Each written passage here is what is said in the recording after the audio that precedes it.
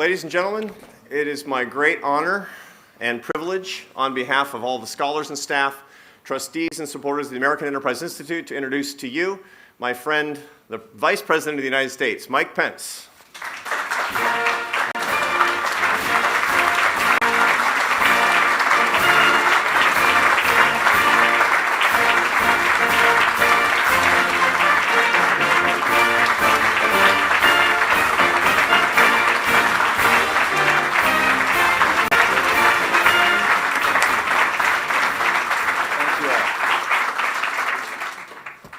Thank you so very much. Thank you for this wonderful opportunity. And I want to thank Arthur Brooks for that mercifully short introduction. He said 20 seconds. I think it was actually shorter. But I appreciate him so much, his friendship. So to Arthur, to the Board of Trustees, to the esteemed scholars that are gathered here today, to all the distinguished guests, it is an honor to be here at the new headquarters of the American Enterprise Institute.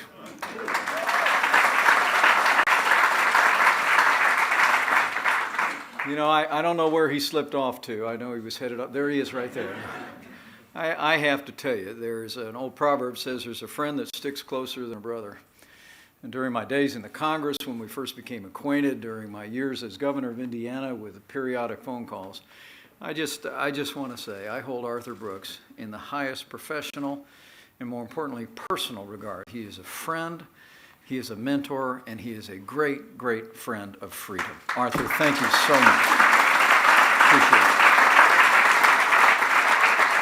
And I want to thank all the patrons of American Enterprise Institute for your support. You are a distinguished group of men and women, and we're grateful for the generosity that has made the extraordinary work, now 3/4 of a century, happen in the halls of this place.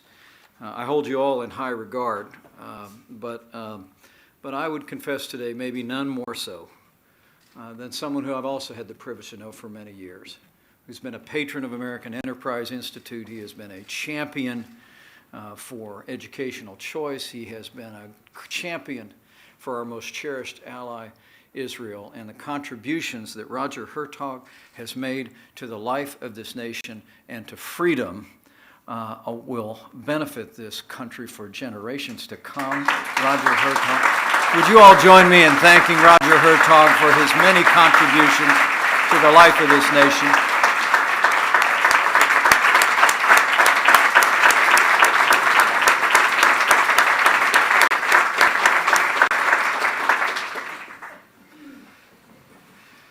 Thank you for that.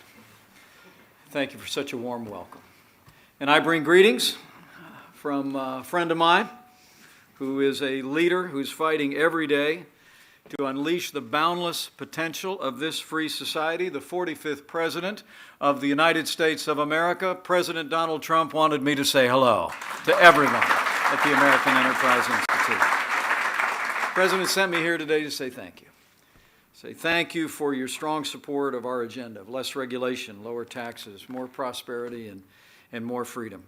But before I get started, let me also just take a moment to thank the American Enterprise Institute for the unique role that this institution plays in American civic and public life. It's amazing to think that when AEI came to Washington 75 years ago, this robust marketplace of ideas that exists today and a thriving network of think tanks simply did not exist. Instead, policy thinking in our nation's capital was too often dominated by a stale intellectual consensus, a governing elite in Washington, D.C. that was too often too resistant to fresh ideas and too friendly to centralized government and bureaucratic management. The American Enterprise Institute, from its inception here in Washington, D.C., challenged the status quo, and to this day, you stand without apology for those great American ideals of human dignity, the expansion of human freedom, the pursuit of peace through American strength.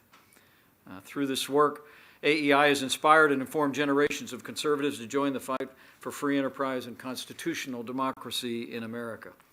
I've seen firsthand the scholarship and the generosity of the men and women gathered here today. I've seen how it's impacted. The work of AEI has literally impacted not only our nation's capital, but capitals of states all across the country. I would submit to you that the work you do here at AEI is crucial to America's future, so give yourselves a round of applause for all the great, great work that you've done for so many years. I'm here today to assure you that President Trump and I share your commitment. We share your commitment to those high American ideals, and we share your commitment to a boundless American future. As you all know well, we had our work cut out for us when we took office on January the 20th. For far too long, the American people were enduring an ever-growing federal government that seemed intent on directing virtually every facet of American life while too often failing to fulfill its most essential obligations to the American people. Suffocated by excessive regulation and a punitive tax system, American companies and industries too often moved offshore, taking jobs and opportunities and futures with them. Wages stagnated now more than a decade and a half. Our economy stalled. The most powerful economy on the face of the earth grew by less than 2% over the 8 years that preceded our new administration. In the midst of all of that disappointment, the American people struggled. They struggled to understand why America seemed unable to get its footing after the Great Recession in 2008 and before. In far too many communities across the country, from rural America to inner cities, economic mobility, the dignity of work came to be seen as a privilege of a few rather than the birthright of every American, which AEI knows it to be. But in the first 9 months of our administration, President Trump, I'm pleased to report, has taken decisive action to restore freedom, opportunity, and prosperity for every American, and it's already making a difference. To defend the principles of limited government, the President's been busy appointing strict constructionists to our federal courts at every level, including the newest Justice of the Supreme Court of the United States, Justice Neil Gorsuch.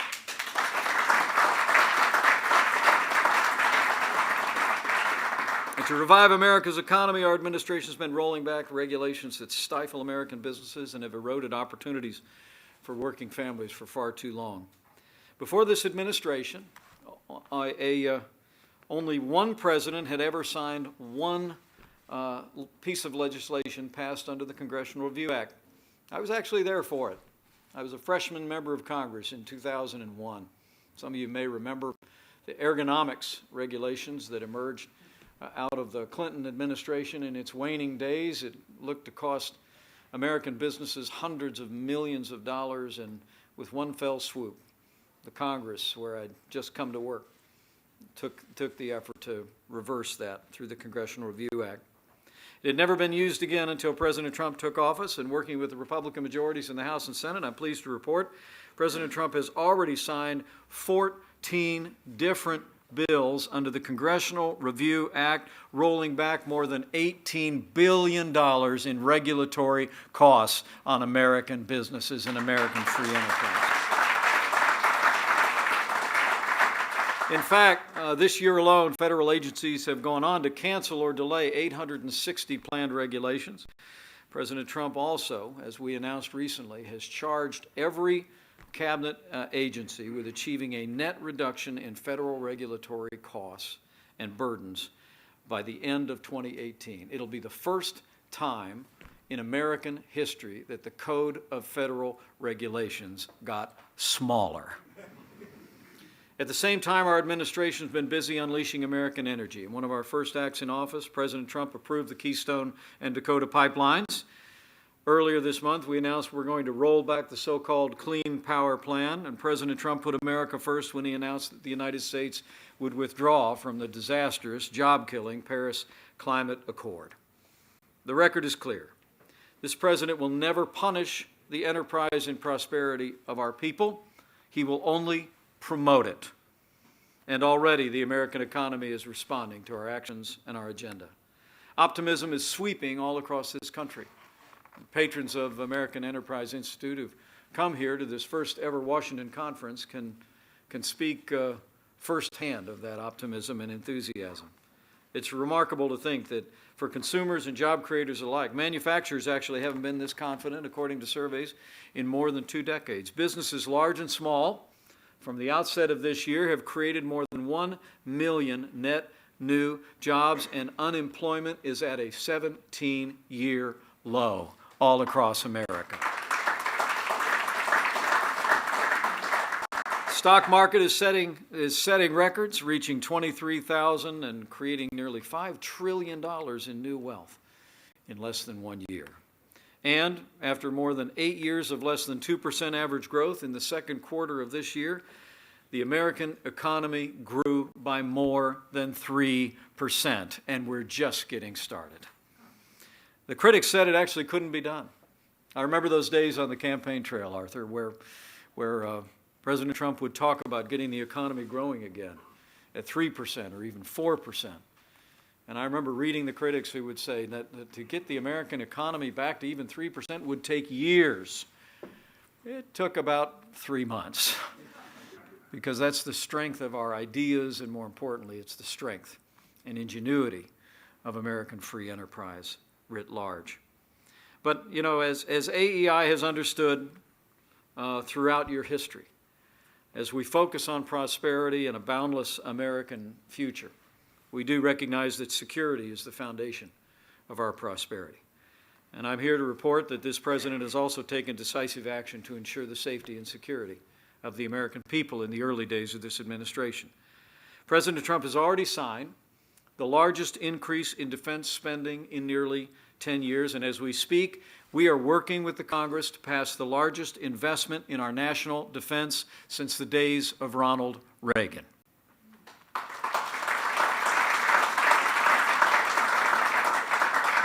And I'll promise you, under President Donald Trump, working with this Congress, we're going to rebuild our military. We'll restore the arsenal of democracy. And we will once again give our soldiers, sailors, airmen, Marines, and Coast Guard the resources and the training they need to accomplish their mission and come home safe. Now, while some critics engage in empty rhetoric and launch baseless attacks, this president is achieving real results on the international stage through renewed American strength. Our president has put historic pressure on the regime in Pyongyang, and today, North Korea is isolated as never before, with China doing more than they have ever done to bring pressure to bear, economic and diplomatic pressure to bear on the regime in North Korea. President Trump has put Iran on notice, and this month he announced that our administration will no longer certify the disastrous Iran nuclear deal or tolerate Tehran's support for global terrorism. In Afghanistan, our president has committed our armed forces to remain engaged in the fight against the Taliban and all terrorist groups in the region until we eliminate the threat to our homeland and our people once and for all. And as was evident in the hostage rescue and the return of a young American family just a few short days ago, Pakistan is responding to American leadership with renewed cooperation in the war on terror. As a candidate, our president also pledged to crush and destroy ISIS, in his words. And today, thanks to the courage of our armed forces and our allies, ISIS is on the run. It's remarkable to think that 3 years ago, those barbarians celebrated in the streets of their self-declared capital of Raqqa. They proclaimed the start of a so-called 1,000-year caliphate as they raised their black flags across the region. But today, as I said at the Marine Corps barracks at 8th and I, as we remembered the 34th anniversary of the Marine barracks bombing in Beirut, today those black flags fly in Raqqa no more.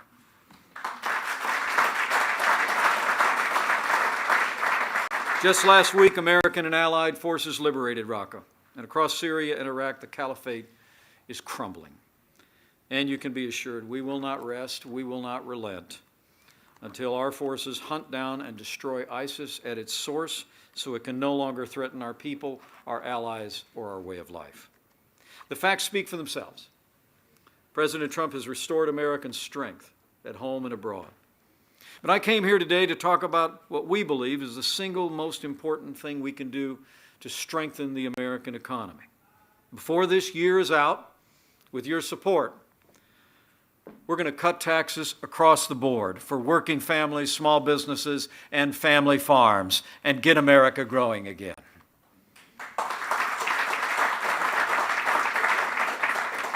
President Trump and I are working closely with members of Congress to pass a historic tax cut and tax reform bill this year.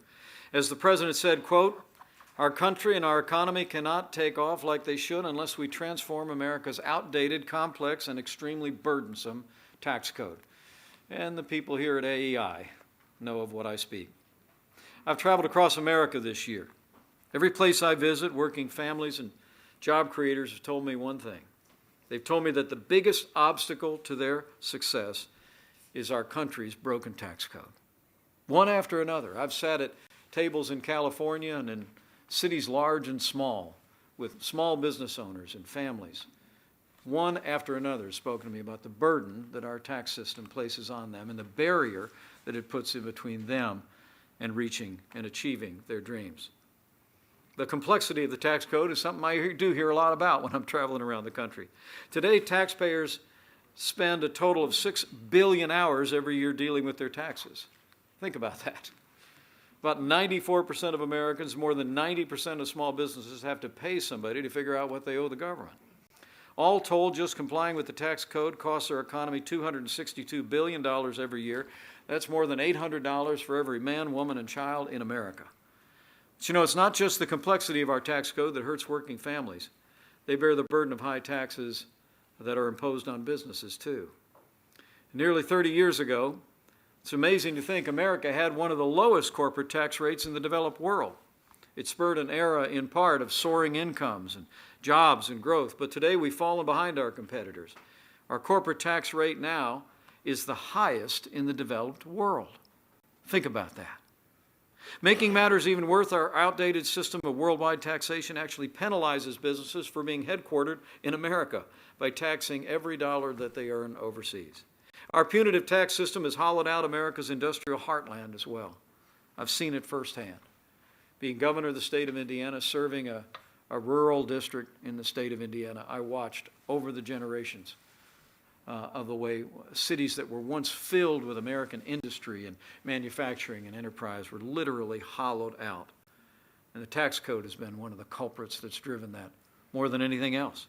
It's pushed our businesses to move resources and talent overseas, and in fact, it's discouraged foreign companies from creating jobs here in America as well. But those who suffer most in this anti-competitive environment are not the nameless, faceless businesses of America. They're really everyday working people who haven't been able to find an opportunity because of the pressures that have been placed on our economy over the last generation. Hardworking Americans who don't have the luxury of offshoring or moving their tax liability to another country end up paying the price and bearing the burden of bad policies here at home. For them, when American companies and industries move overseas, they're left without jobs. They're left with lower incomes, with dwindling hope for the next generation.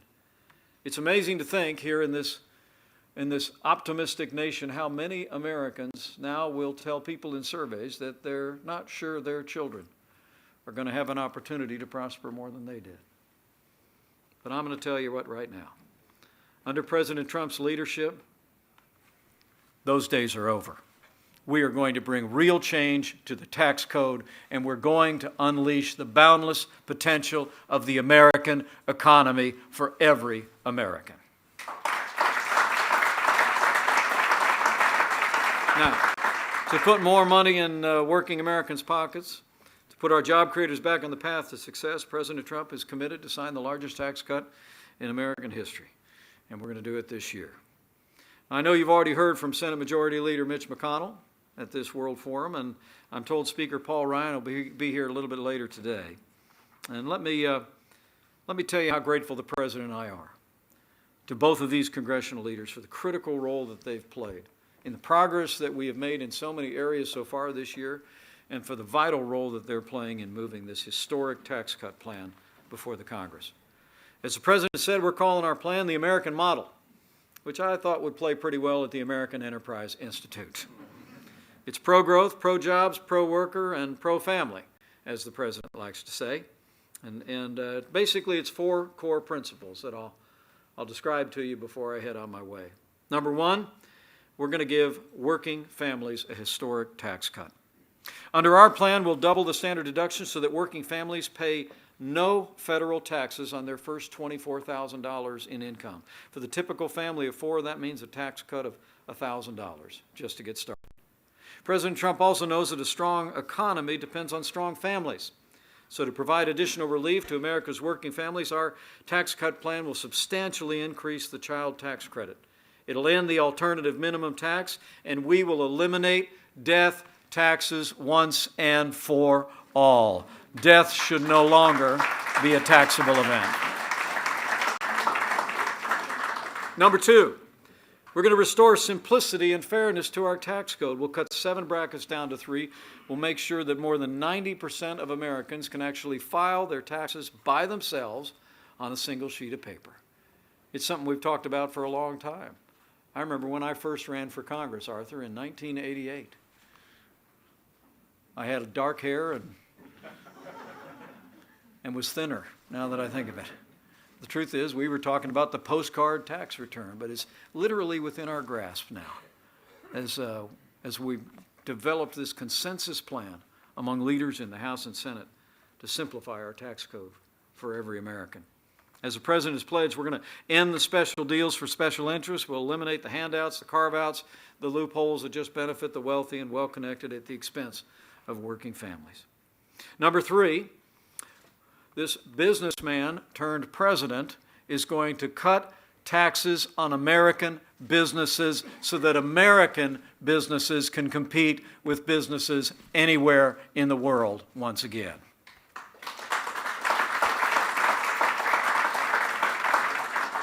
President Trump really sees it as a competitiveness issue, and it truly is. We're going to make American businesses competitive again by making the United States the best place in the world to invest, to innovate, to create jobs. Our plan will cut one of the highest business tax rates on the planet from 35% to 20%. It'll end the outdated policy of worldwide taxation and enact a territorial system in its place. And most importantly, I grew up in a gas station business. My dad was involved in a small business in a small town. I was actually a gas station attendant. The first job that I had my first name stitched into my shirt. Now, for those of you that don't know what a gas station attendant was, those of you under 30, we'll stop after the program and describe it to you then. But everything I learned about public service, I learned out on the drive at Ray's Marathon in Columbus, Indiana. And I was part of a family business. And I know that the majority of jobs that are created in times of economic expansion throughout our modern history have been created in small business. So under our plan, I'm so pleased to report that not only are we going to lower the corporate tax rate on large corporations from 35 to 25%, but we're going to lower the tax rate on pass-through corporations to 25% to make sure that small businesses will have the lowest effective tax rate since 1931.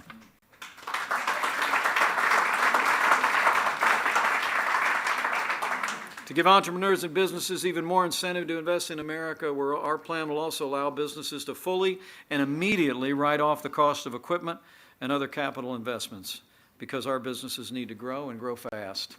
And so this is a pro-business, pro-jobs tax cut plan. And lastly, we're going to cut taxes on literally trillions of dollars on American companies that have been locked overseas so they can invest those dollars in American workers, American jobs, and America's future. You know, when I was governor of the state of Indiana, I'm humbled to tell you, with the help of somebody who now is here at American Enterprise Institute, Ryan Streeter, we actually cut taxes every single year that I was governor of Indiana. We worked hard to create an environment in that state that I always used to say about the state of Indiana, we did 2 things really well. We make things and we grow things. It was manufacturing and agriculture were at the very heart of Indiana's economy. And while we cut taxes and we achieved record employment before I left office for my current job, the truth is that one of the things that Indiana wrestled with, that every other Midwestern state, frankly most states in the country wrestled with, was that stubborn indicator of personal income.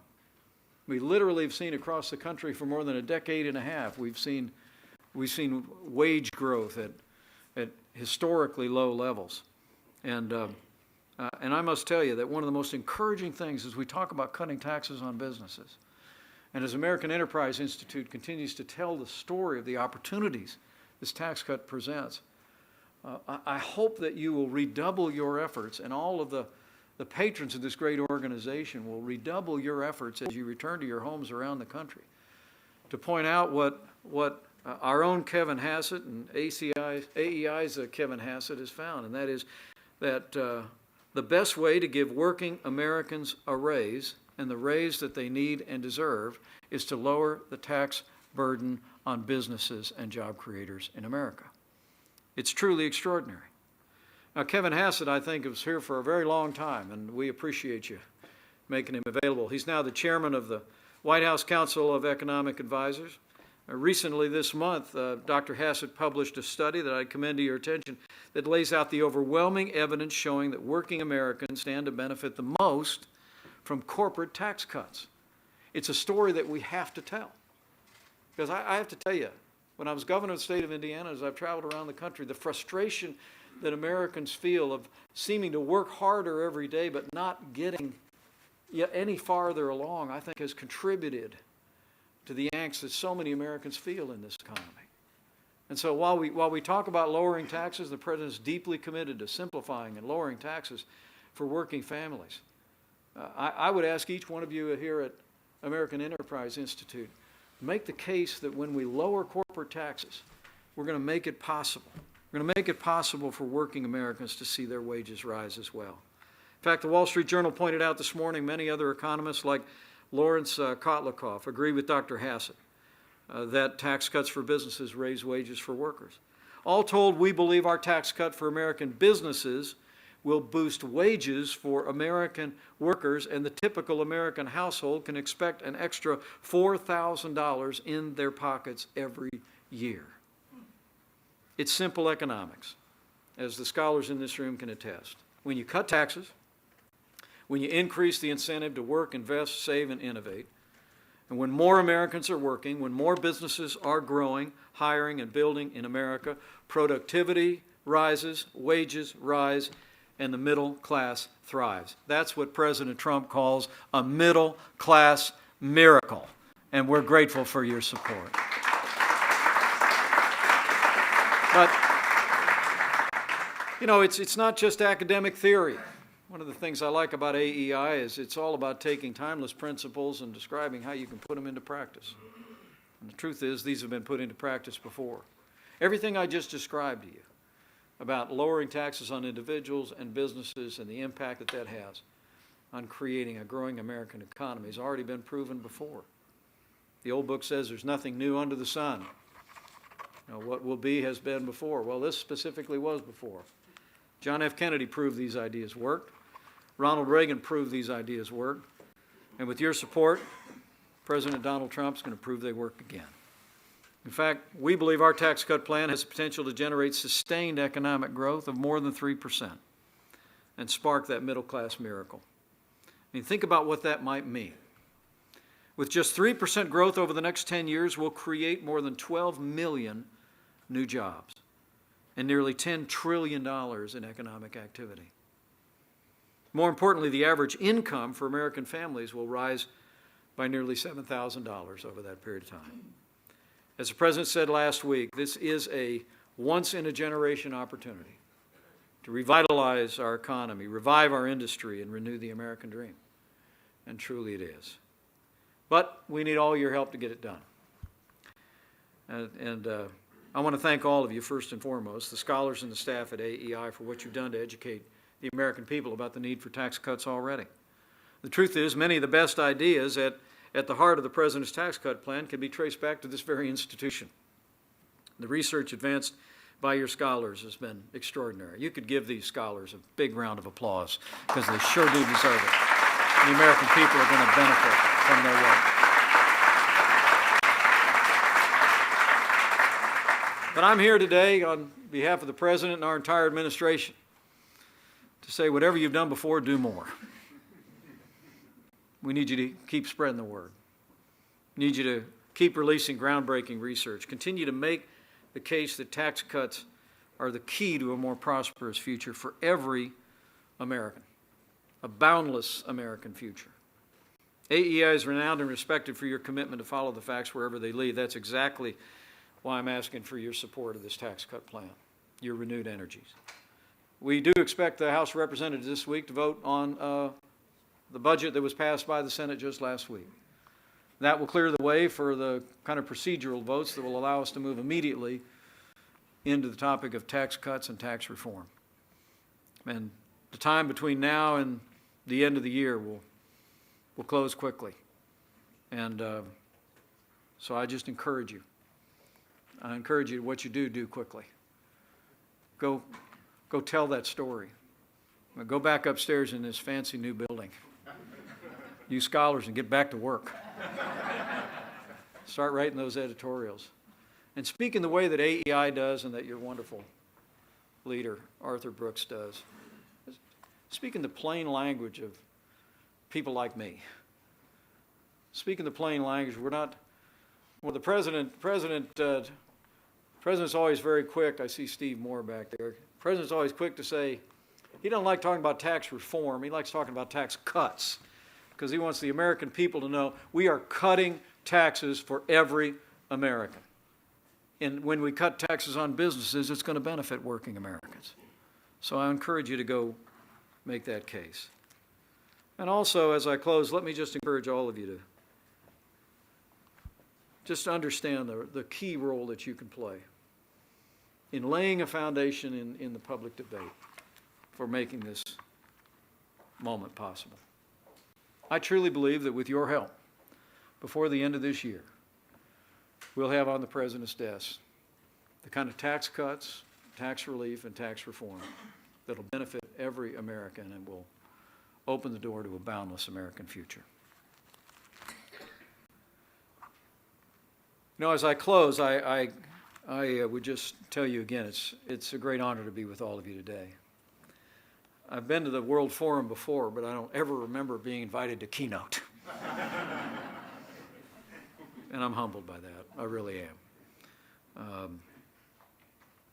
In my new role, I've been traveling around the country a lot, and my wife and I are continually amazed and grateful for the opportunity to serve in this capacity.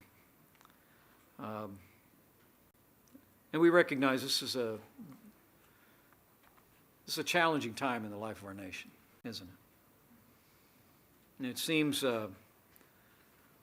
you turn on the television and it seems like the American people are more divided than ever before in my lifetime. But I have to tell you, I have my doubts. You know, over the last month and a half, the President and I have traveled around the country to areas of this country that have been beset by hurricanes and wildfires and acts of unspeakable violence. President, First Lady, and Karen and I traveled down to Texas and visited this hurricane-ravaged communities. We traveled to Florida and Puerto Rico and the Virgin Islands. President, First Lady went to Las Vegas and then asked us to go to a prayer service a few days later to pray for healing of a community literally torn asunder by unimaginable evil. And then to see the worst ever wildfires unfurled in California. That's what you saw in the news. But what you get to see when you're in a position like mine is what sometimes doesn't come across in the news. When Karen and I arrived in Texas, there was a big top tent on a church parking lot in a community that was literally leveled by the hurricane. And we had walked through neighborhoods, and we ended the afternoon where a church ministry from Missouri had driven down a couple tractor trailers full of food and water to support the official efforts that were underway. So we were walking through the big top tent, and I could see there was a small number of people in blue shirts and a large number of people in red shirts. So I just asked somebody what the difference was with the shirts. And they said, well, the blue shirts are the people that are from Missouri or from out of town. And I said, where are the red shirts from? And they said, here. Now, I mean to tell you, there wasn't a home in that community that wasn't flooded. And many of the homes were either completely or partially destroyed by this hurricane. And yet there they were, standing behind tables, packing lunches for neighbors and friends. And every one of them I asked, I'd say, how's your house? Oh boy, it's hit pretty hard. It's going to be a while putting it back together. And I'd say to them, what are you doing here? And they'd say, well, there's other people got it worse than us. Same thing I saw in Florida. Same thing the president and I saw in Puerto Rico. The people whose lives were decimated were still there for each other. When we visited Las Vegas, there were no Republicans, there were no Democrats. There were just Americans hugging each other, holding each other, praying with each other. I would tell all of you, we have important work to do in the days ahead. Important work to open up opportunities of prosperity for the American people. Important work to have America standing once again as the leader of the free world and leading on behalf of freedom, defense of our freedom and our allies. But I want you to go forward with confidence and faith, because I can tell you, there will always be more that unites us in these United States of America than will ever divide us. And so let's get to work. And let's have confidence in faith. Faith in the boundless capacity of the American people to revive this economy and create opportunities for their families, for their communities, for their state and their nation. Faith in the leaders who represent our country on Capitol Hill and the president who leads us from the Oval Office. Faith in the entrepreneurial genius of this country. And let's also have that other kind of faith, if you're of a mind. From time to time, to bow the head and bend the knee would be a good time to do it. To pray for America. To pray for a strong and unified America. To pray for an America with boundless opportunities for every American, regardless of race or creed or color or division. And I know that if we'll all do that, if each one of us will leave here and do our part, we will make America prosperous again. We will make America safe again. And to borrow a phrase, we will make America great again. Thank you all very much, and God bless you. And God bless the American Enterprise Institute in the United States of America.